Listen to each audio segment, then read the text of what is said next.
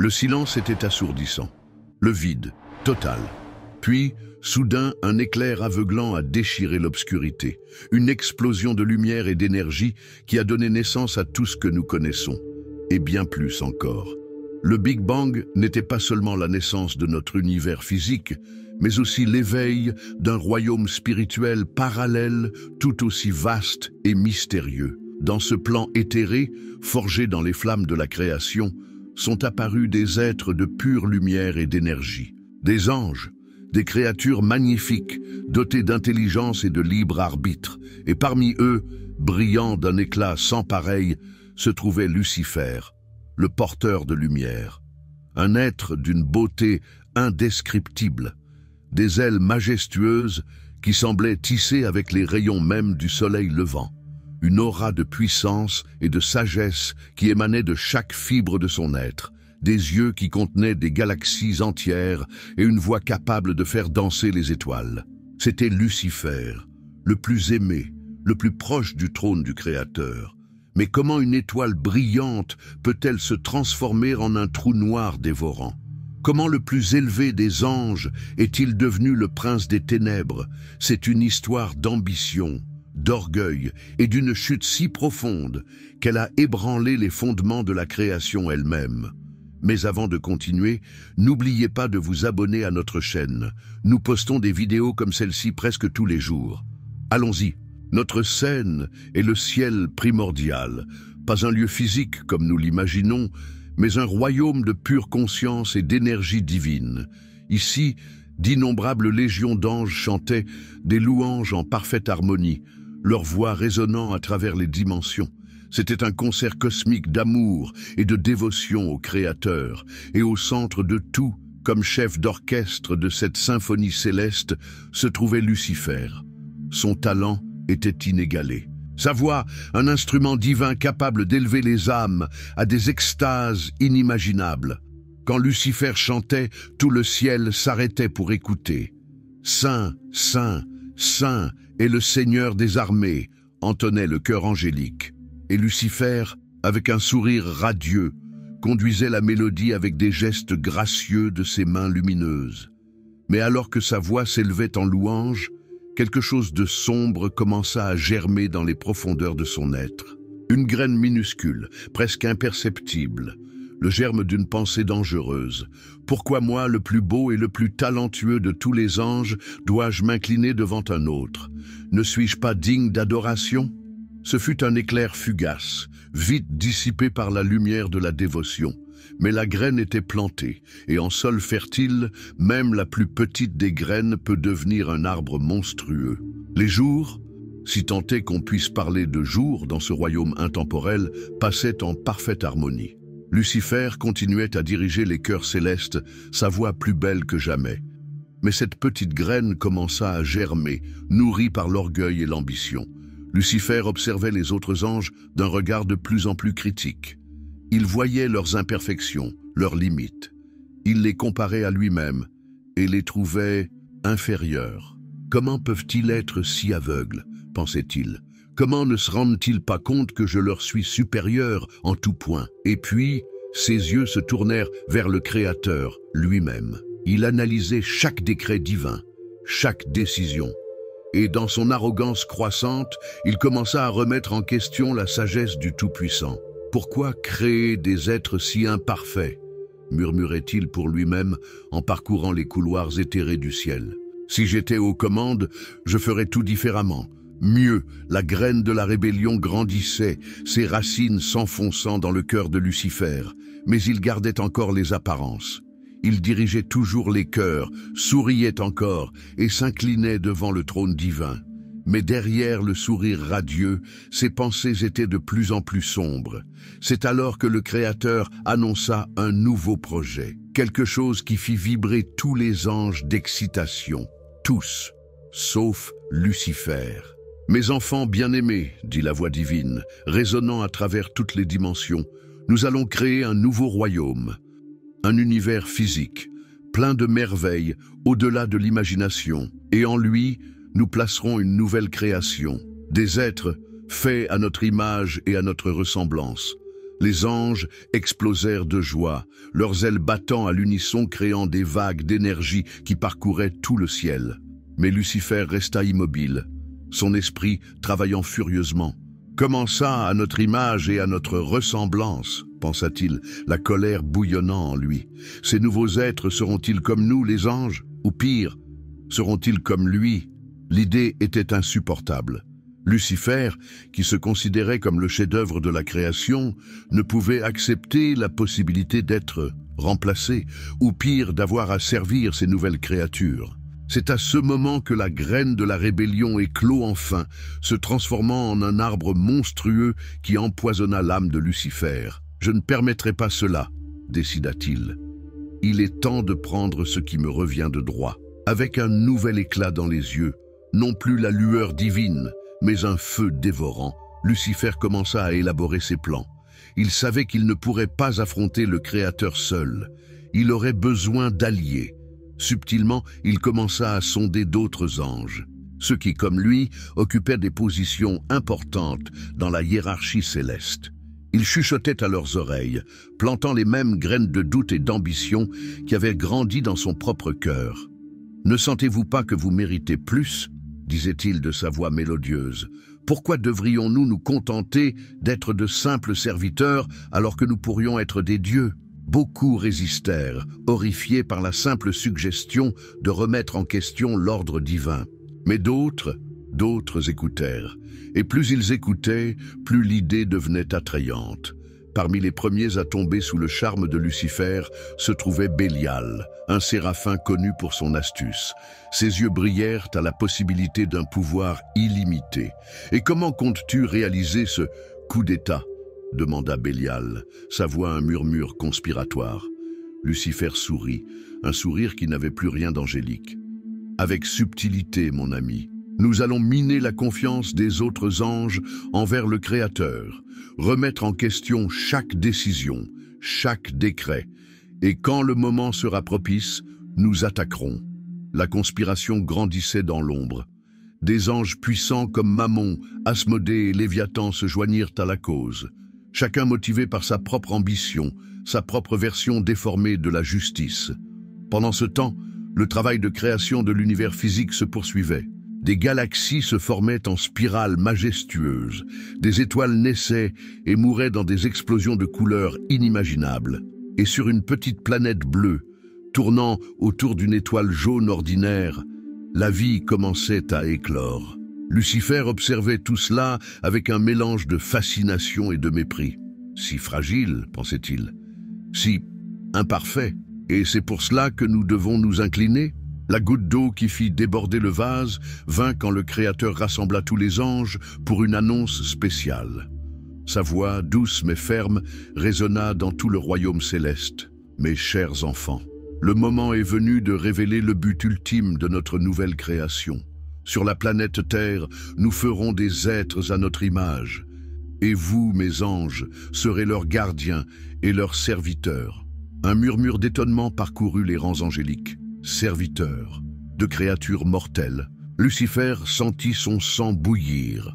C'était l'insulte finale, être rabaissé au rang de serviteur d'êtres inférieurs. Jamais, avec un rugissement de fureur qui fit trembler les étoiles, Lucifer se dressa devant le trône divin. Ses ailes, autrefois d'un blanc immaculé, semblaient maintenant absorber la lumière même autour de lui. « Non !» cria-t-il, sa voix chargée de haine et de défi. « Je ne m'inclinerai pas devant des créatures inférieures. Je ne servirai personne d'autre que moi-même. » Le silence qui suivit fut assourdissant. Tous les anges regardaient, choqués, incapables de croire ce qui se passait. Lucifer, le plus aimé, le plus proche du Créateur, en rébellion ouverte. C'est alors que la voix du Tout-Puissant se fit entendre, non pas dans des tonnerres de fureur, mais sur un ton de profonde tristesse. « Lucifer, mon fils bien-aimé, pourquoi laisses-tu l'orgueil aveugler ton cœur ?»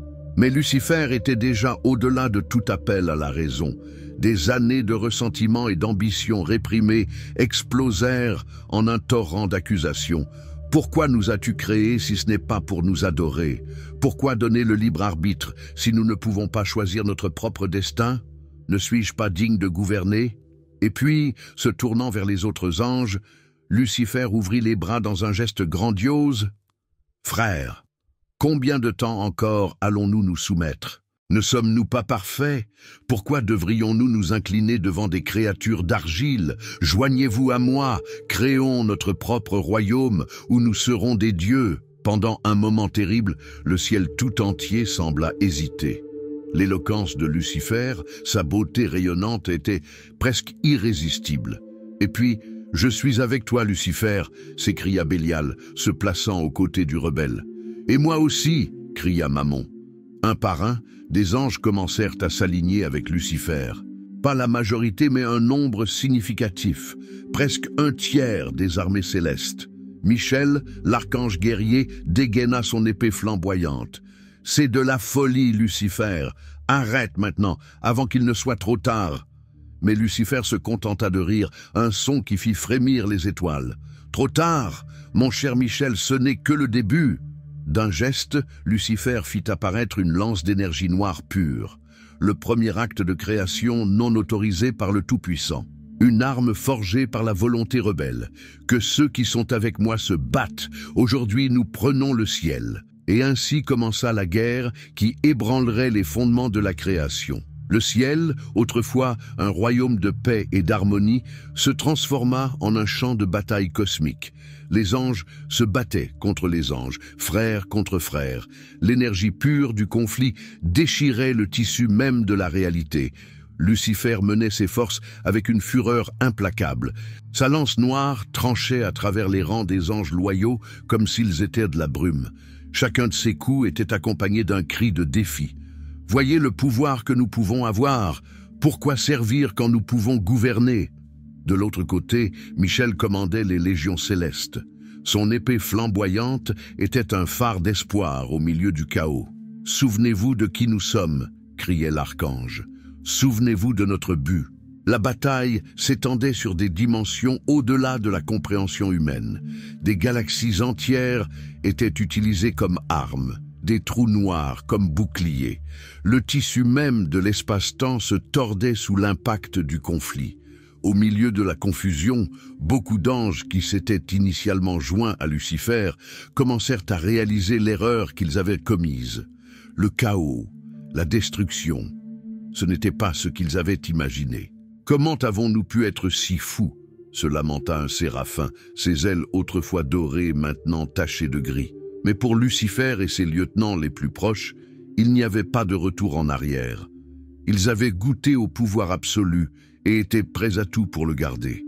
La bataille semblait sans fin, des éons passèrent, ou peut-être seulement des secondes, car le temps perd tout son sens dans un conflit de proportions cosmiques. C'est alors que la voix du Créateur tonna à travers toutes les dimensions. « Assez !» Le simple commandement gela le champ de bataille. Les anges des deux côtés furent paralysés, incapables de bouger un muscle.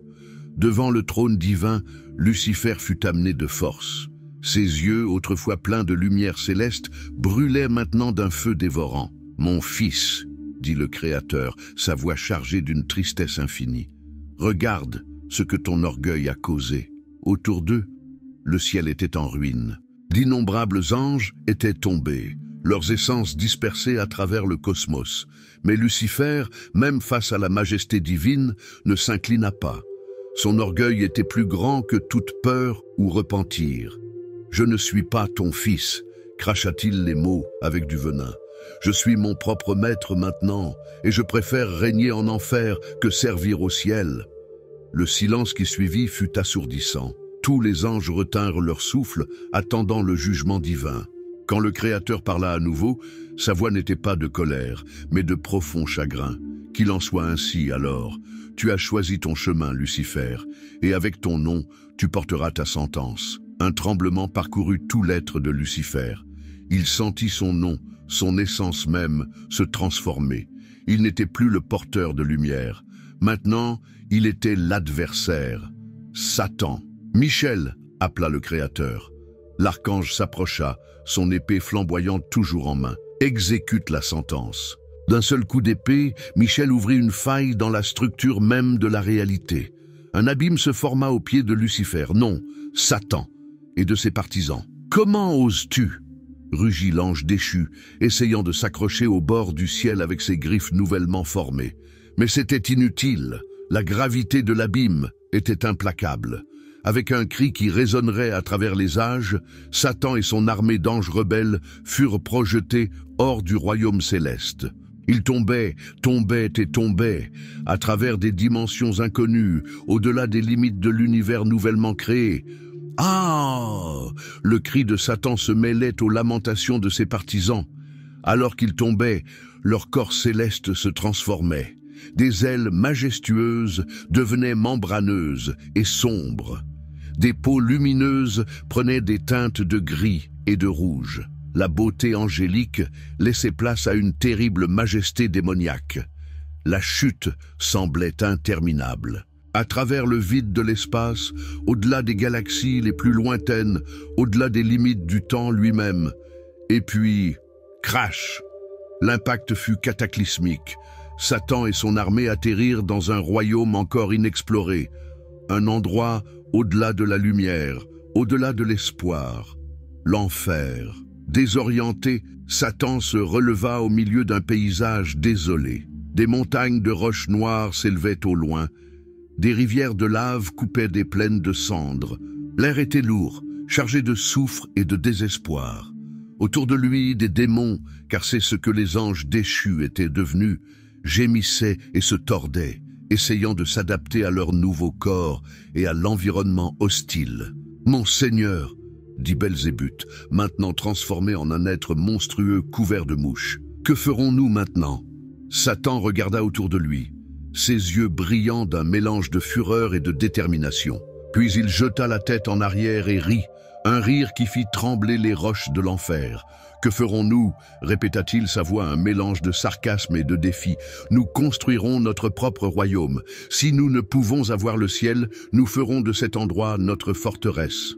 Et un jour, nous aurons notre vengeance. » Avec un geste grandiose, Satan commença à modeler l'environnement autour de lui. Utilisant des pouvoirs dont il ne savait même pas qu'il les possédait, il éleva un palais noir des profondeurs de l'enfer. Des tours pointues se dressaient vers un ciel éternellement nuageux. Des murailles d'obsidienne entouraient le complexe. « Venez !» cria-t-il à ses partisans. « Nous avons du travail à faire !» Et ainsi commença une nouvelle ère. Au ciel, les anges loyaux guérissaient leurs blessures et se préparaient pour leur nouvelle mission en tant que gardiens de la création. Sur Terre, les premiers humains faisaient leurs premiers pas hésitants dans un monde plein de merveilles et de dangers. Et dans les profondeurs de l'enfer, Satan complotait. Sa haine pour le Créateur et pour toute la création ne faisait que croître à chaque instant. Il jura qu'un jour, il trouverait un moyen de se venger, de prouver qu'il avait raison depuis le début. Les jours se transformèrent en années, les années en millénaires. L'enfer grandissait et s'étendait sous le commandement de Satan. De nouveaux cercles furent créés, chacun dédié à un type spécifique de péché ou de tourment. Des démons étaient assignés à des fonctions spécifiques, créant une hiérarchie infernale qui reflétait grotesquement l'ordre céleste. Mais Satan n'était pas satisfait de simplement gouverner son royaume sombre. Ses yeux étaient constamment tournés vers le haut, vers le monde des mortels. La Terre, cette petite planète bleue qui avait été la cause de sa chute. « Pourquoi le Créateur les aime-t-il tant ?» murmurait-il pour lui-même, en regardant l'humanité à travers des miroirs magiques. Qu'ont ces êtres fragiles de si spécial? Ce fut alors qu'un plan commença à se former dans son esprit tordu. S'il ne pouvait pas attaquer le ciel directement, il attaquerait ce que le Créateur chérissait le plus, sa précieuse création humaine. « Belzébuth » appela Satan. Le démon des mouches se matérialisa instantanément. « Oui, mon Seigneur, prépare-toi, nous avons une mission spéciale. » D'un geste, Satan conjura l'image d'un jardin paradisiaque. Dedans, deux êtres humains, un homme et une femme, marchaient nus et insouciants. « Le jardin d'Éden », expliqua Satan, un sourire cruel se formant sur ses lèvres. « Et ceux-là sont Adam et Ève, les joyaux de la couronne de la création.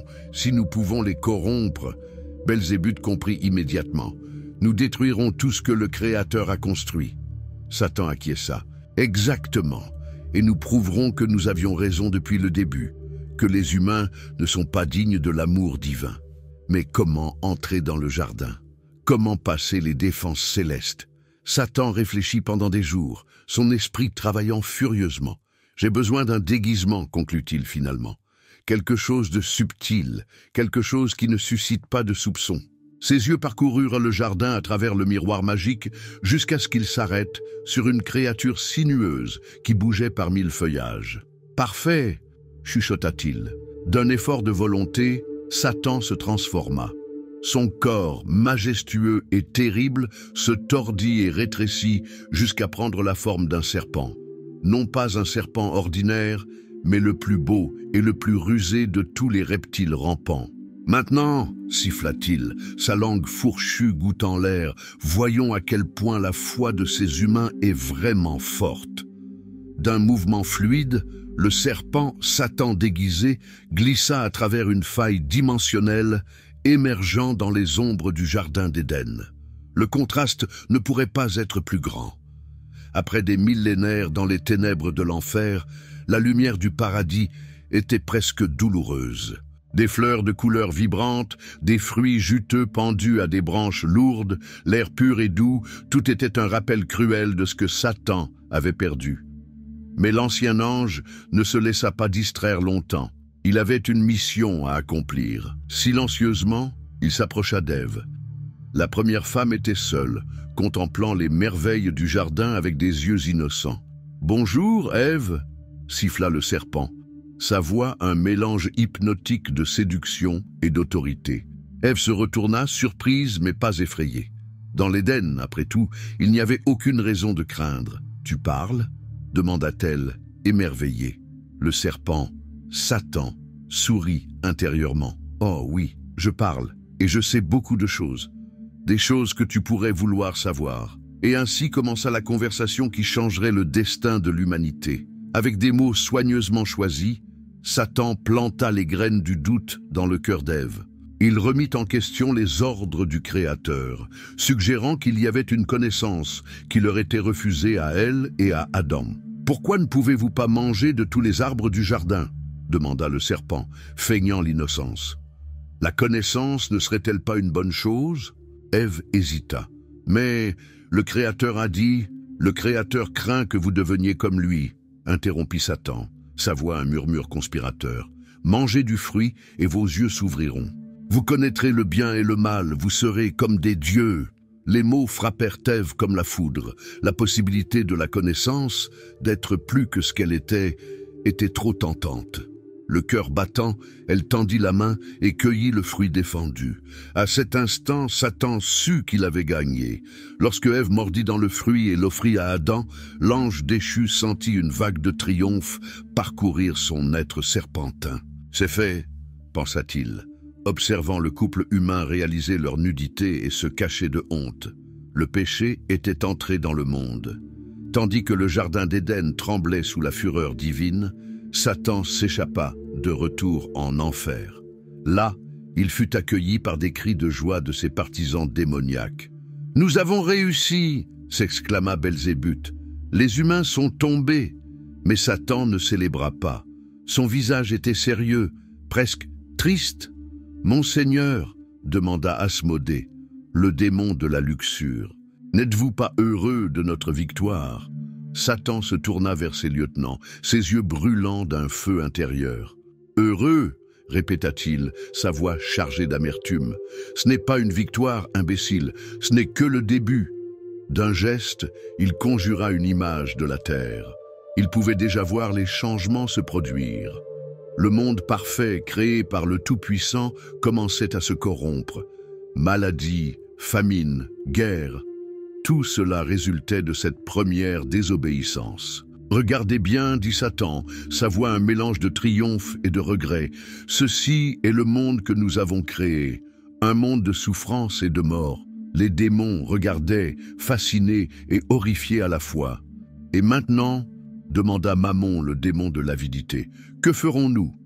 Satan se redressa dans toute sa terrible majesté, ses yeux brillants d'une détermination inflexible. Maintenant, répéta-t-il, maintenant, nous continuons notre travail. Les humains se sont révélés faibles, exactement comme je l'avais dit, mais le Créateur les aime toujours, il leur donne encore des chances. Il fit une pause, laissant ses prochains mots résonner dans les salles infernales. Notre mission est de prouver, au-delà de tout doute, qu'ils ne méritent pas cet amour, qu'ils sont indignes de la grâce divine. Et ainsi commença la longue guerre entre le ciel et l'enfer pour l'âme de l'humanité. Une bataille qui s'étendrait sur des millénaires, menée non pas sur des champs de bataille cosmiques, mais dans les cœurs et les esprits de chaque être humain. Satan et ses démons travaillaient sans relâche, tentant et corrompant l'humanité. Des guerres étaient instiguées, des empires élevés et renversés, tout cela pour prouver un point. Mais à la surprise et à la frustration de Satan, l'humanité se montra plus résiliente qu'il ne l'avait prévu. Pour chaque âme qui tombait dans la tentation, une autre se levait dans des actes de bonté et d'altruisme. « Comment est-ce possible ?» rugissait Satan dans ces moments de fureur. « Comment peuvent-ils résister? Comment peuvent-ils encore avoir de l'espoir ?» La réponse, bien sûr, résidait dans le libre arbitre qu'ils chérissaient tant. Les humains pouvaient choisir le mal, oui, mais ils pouvaient aussi choisir le bien. Et beaucoup le faisaient, défiant toutes les attentes de l'ange déchu. Au fur et à mesure que les époques passaient, Satan se retrouva obsédé par l'humanité. Il étudiait chaque individu, chaque culture, cherchant des faiblesses à exploiter. Mais plus il observait, plus il était fasciné.